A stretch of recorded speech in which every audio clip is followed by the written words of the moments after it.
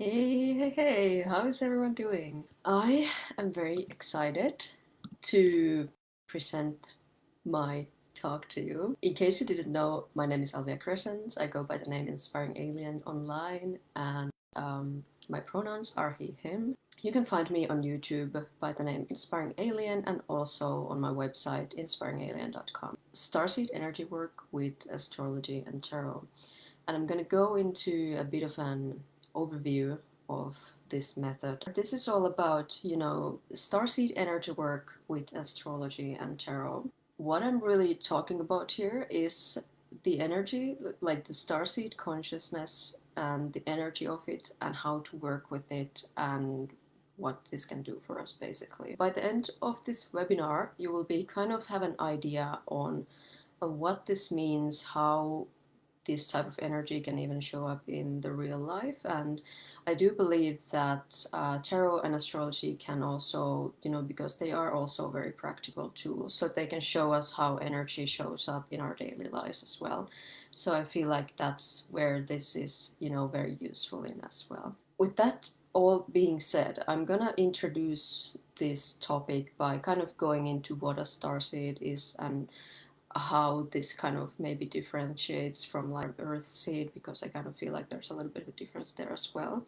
In case somebody doesn't know, that's why. First things first, these tools are not really even necessary when it comes to connecting to starseed energy, and especially your own starseed energy.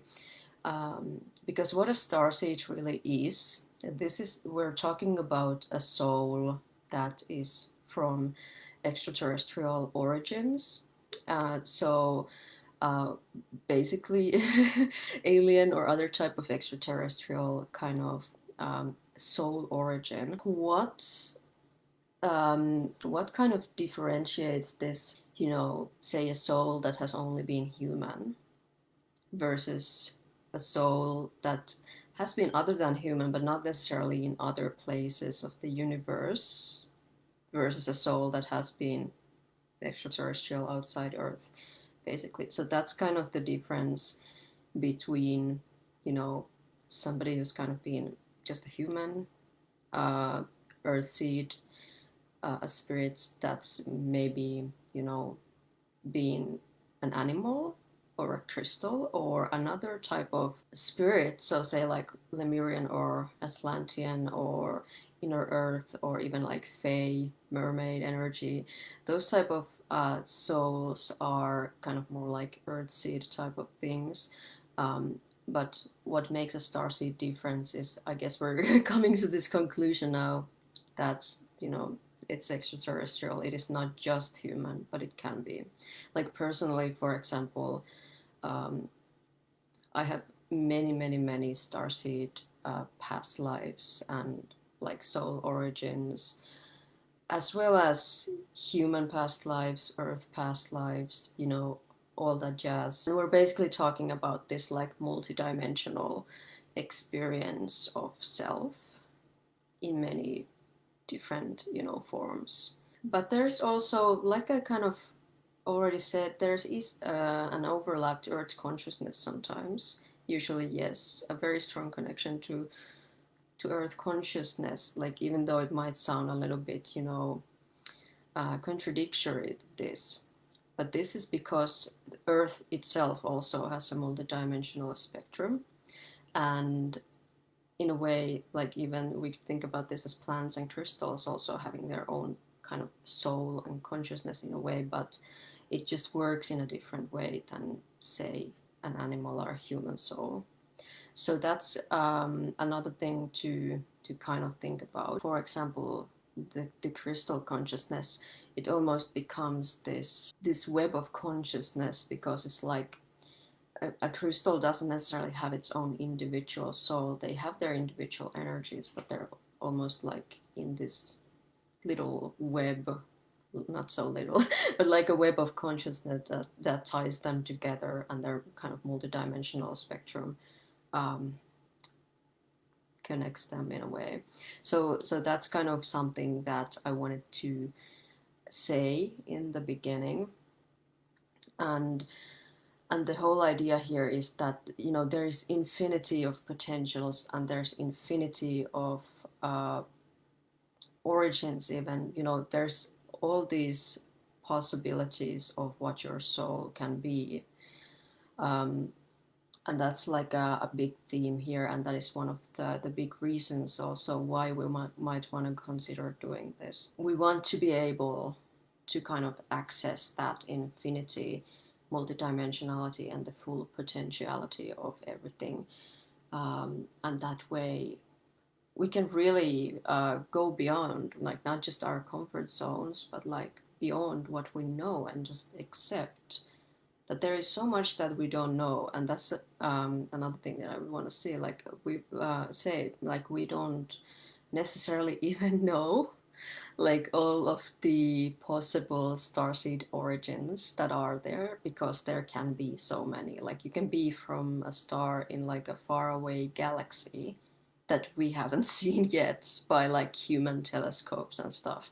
So so that's another thing, you know, this can help us access like not just known, say, past lives, known characteristics and traits, but also the unknown, and also the things that we might think are out of our reach. And so a lot of this, of course, goes into that incarnation theory and this incarnation idea. But I also wanted to say that, you know, these timelines are kind of, you know, all happening at once. They're kind of simultaneous.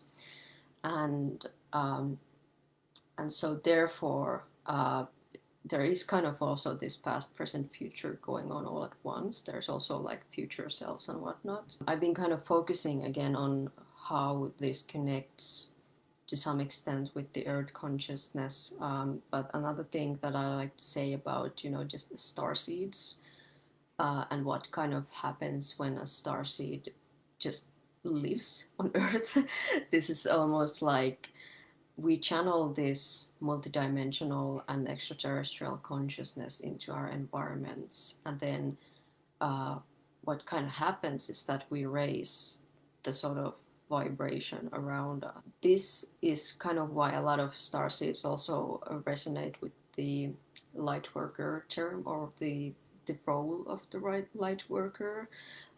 These are not necessarily exactly synonymous, because I also know of people who consider themselves light workers, but they don't necessarily have that much focus on the starseed thing. But there are also people who are starseed and they use different words than light worker.